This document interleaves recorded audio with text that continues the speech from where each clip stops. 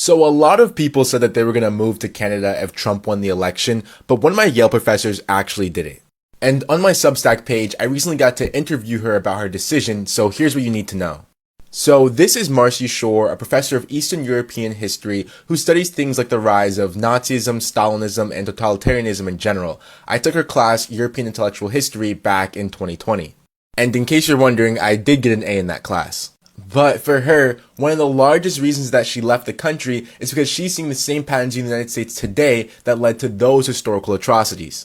Now, I'm sure many of you, especially if you've been watching debates, have seen people who support Trump and MAGA try to paint anyone who makes a comparison between Trumpism and 1930s fascism as hyperbolic, hysterical, and disingenuous, even though some of them have done it themselves in the past.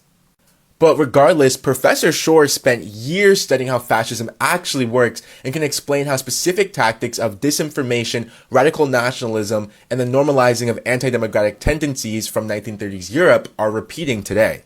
With concrete examples and scholarly sources so you can decide for yourself if the comparisons hold up.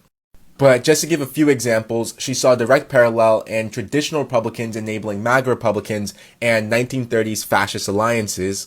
And this is where traditional conservatives partnered with far-right extremists thinking that they could control them just for everything to blow up in their face and for the whole thing to 180. More specifically like Romania's old right and the Iron Guard, or Hungary's conservatives and the Arrow Cross. And she also saw post-truth disinformation tactics from places like fascist Germany and Soviet Russia seep into American politics.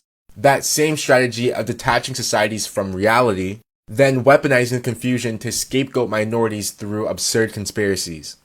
And just as one more example, she explains how Trump's rise to power gives us many examples of German Jewish historian Hannah Arendt's concept of the banality of evil. And this is the idea that while a small group of fanatics may lead the charge, it's the far larger number of ordinary people who keep their heads down, follow orders, and avoid moral responsibility that allow a figure like Trump to carry out dangerous and anti-democratic acts.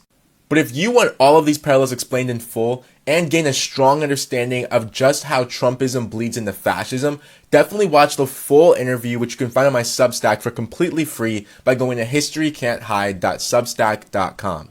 Or if you're on Instagram, just comment the word newsletter below and you'll get DM'd a link to my profile. Until then, let me know in the comments if you want more videos like this where I talk to experts, and of course, follow for more.